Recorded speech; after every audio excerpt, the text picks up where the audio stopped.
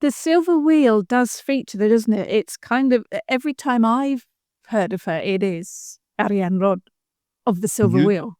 It's kind of a double-barreled bit to her name, isn't it? Yes. What's the story with what's the connection with the silver wheel? So you can make various associations and find different attributes when it comes to that. So as her name is popularly spelt Arianrhod, so usually what you'll find as well is that people will say Arianrhod, but the sound at the end is a, which is can't be replicated in the English language. So I've been practicing. It's Arianrhod that is more of comes from here somewhere. And the hord isn't just referring to just a wheel, right? It can also figuratively mean wheel in a number of sense. So it can be solar cycles, it can be interstellar bodies, it can be lunar cycles, it can be the turning of the constellations in the sky, but it can also refer to the turning of fates and destiny as well. So the hord can be taken to mean wheel, but we have a word for wheel, and the word for wheel is olwyn, which is nowhere near like hord. So the hord is referring to the verb of a wheel, if that makes sense, to what a wheel does. So it's what a wheel is actually doing. So turning, moving, spinning, repeating perhaps even. And then the Arian component means silver, but it also means money. It's still the word that we have in modern Welsh today for money. If you go to a cash machine here, it will say Arian parod, or ready money. So Arian can also be a silvery grey item. It can refer to the quality of a voice. The beauty of words in the Welsh language is that they have a literal meaning, but then they also have a whole horde of figurative meanings. And it's in the figurative meanings that we see the poetry and the bardism and why we're obsessed, right? We're obsessed with poetry and storytelling. So silver, so it's rather than it being the silver wheel, I think that is taking it too literally. It's rather the silver turning of wheels of all descriptions. And whilst that is lovely, it's also very metaphorical, right? It's like, well, okay, so what is that?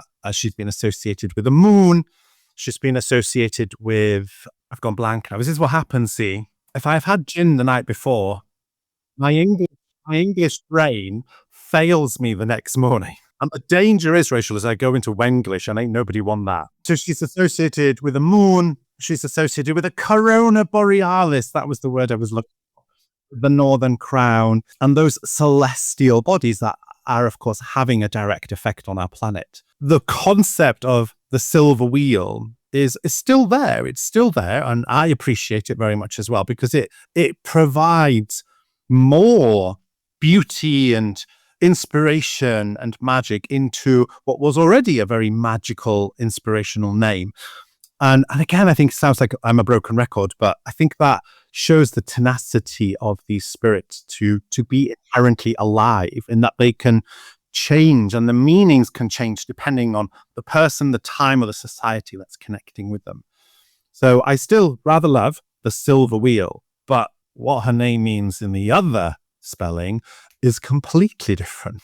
So an Aran, so there's a weird phenomenon in Welsh, right, where we have these things called mutations.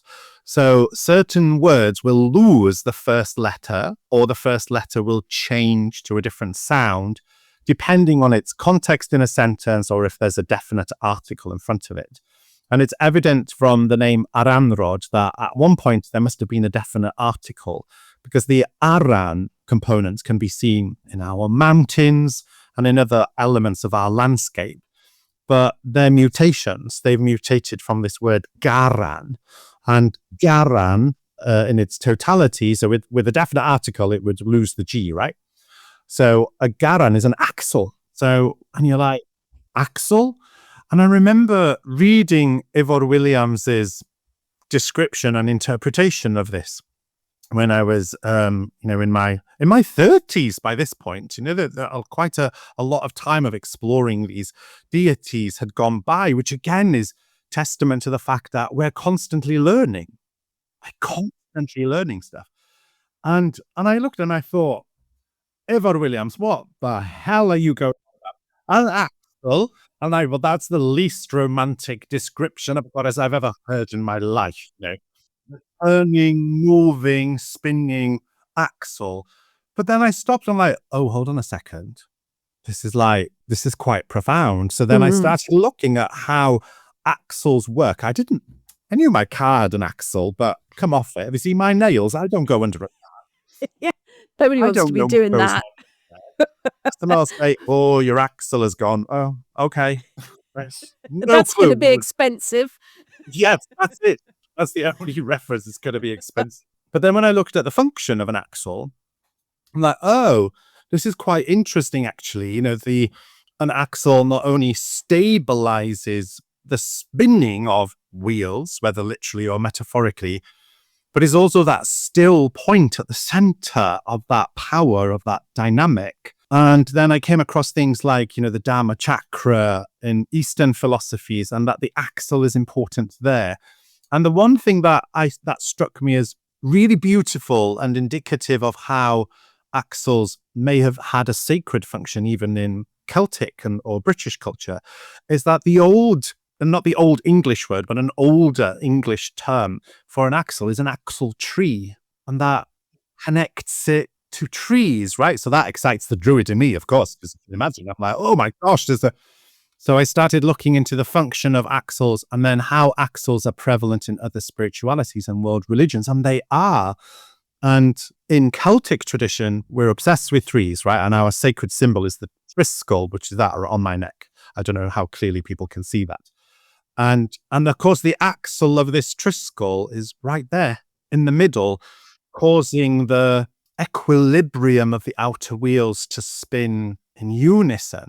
And if anything happens to the axle, it destabilizes all of those wheels and the wheels can fall off. And because in Celtic terminology, we place this axle at the center of a Triskele, you start to see how other associations fit into that. She places 3 tongue heads or 3 fates on this child in the myth. And the Triskele has 3 spokes or 3 spirals, referring to land, sea, and sky, or mind, body, spirit, or any other associations of 3s that the Celts were obsessed with. Still are, we're quite obsessed. And that at the center of all these Triskeles of our own living is an axle. And sometimes we can be painfully aware in crises, in moments of challenge, that axle has destabilized. And then our wheels start to flap. And we run the risk of those wheels actually falling off. And when they fall off, we might then not reach our destiny. And the fortunes in life start to usurp us until we can find a way of stabilizing that axle. And that was the moment for me, like centuries ago now, when I think back at it, that I had this moment of, oh, that's what you do. You help me to stabilize my own axle, to find a way to cause the equilibrium of the spinning of my own Triskele spirals to be in balance, to be moderated. Not to do it for me, but rather to help me discover my own unique way of doing that. And it's particularly useful in times of challenge and crisis. And then as the goddess of fate, fortune, and destiny, and we see those elements, right, play out within her mythology. And whilst I didn't have enough time or word count in the book to go deeper into fate, fortune, and destiny, but I'll certainly be doing like online workshops and all sorts of shenanigans about that. And a bigger book would be lovely too. And a bigger book, yeah. Drop that in there. But just plant that seed. Yeah. Oh gosh, there's so many of them seeds in there at the moment. I'm struggling as it is. Oh, But it's that component, that element of fate, fortune, and destiny. Those subjects alone can often be the cause of destabilization, crises, and challenges in people's lives.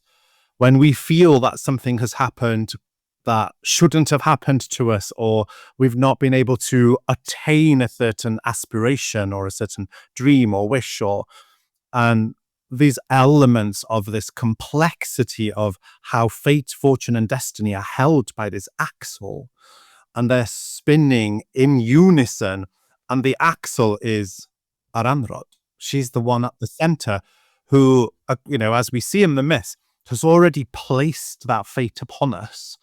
And we see that in so many other world spiritualities and mythologies, like the Roman goddess Fortuna, and the casting of lots. And so we see that even here in Welsh myth as well, of how, and one way I think of it is that just before whatever spark we are, before we are this, just before that Aranrhod leans over and she whispers a single word. And that single word becomes your tongue-head. It becomes your fate. And you are born into that fate. And that fate can be all manners of things, your genetic predisposition, your ancestral traits, the things that you can literally do nothing about. They are part of who you are. But from a metaphorical level, the tongue-head that Aranrhod places on us is also the fate of the message or the medicine or the gift that we have for the world, so that the universe can experience the uniqueness of our gift in the world, Perfect. But that there's always a but. So that fate can be perceived as the ocean, so as the wide ocean and its currents. And if you don't have a motorized vehicle, you're at its mercy. You have no option, unless you've got a makeshift sail and an oar, but you're going to be battling against the fate, the current of the ocean. And that destiny is the shoreline, and the shoreline can be anywhere and look like anything. And that the destiny is over there. And then fortune are the sharks and the storms and the rain and the snow and the maelstrom around you. And spinning at the center of that is you, and you can either go... I'm familiar with that feeling. We can either stand and go, do you know what? I understand my fate in all its spectrums, genetic, ancestral, spiritual, metaphorical.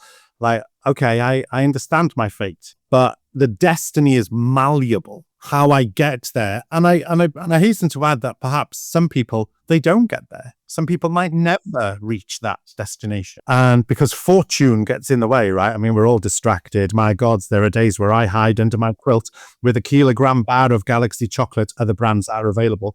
Watching reruns of RuPaul's Drag Race. Sounds like a good day to me. I'm like, I should be writing. I should be fulfilling my destiny. So occasionally our wheels wobble, right? And when they wobble, I then turn to Aranrhod. It's a bit like what I was talking earlier on about the death thing. So that's a wobble, right? Because I didn't expect that to come back. So suddenly my wheels, which I was quite comfortable with, start to wobble. I'm like, oh, honey, no, what's going on here? This needs to be sorted out. So I'm like, right, Aranrhod, I need to know what's happening. How do I regain that stillness, that dynamic, and that's interesting as well, isn't it? That the axle is the still point. There's all this movement outside on the opposing forces. There's all this movement, and yet the axle is still. And you can almost not even see it moving. It's so imperceptible in some mechanisms. And I love that he then is that still point. It's like, I can help you find your stillness. In relation to the wheels that are turning. But of course, those wheels that are turning can be silver. They can be the moon. They can be celestial bodies. It doesn't denigrate or take away from the meaning of Arianrhod, the silver wheel. It adds significant amount of magic to it. In my opinion, anyway.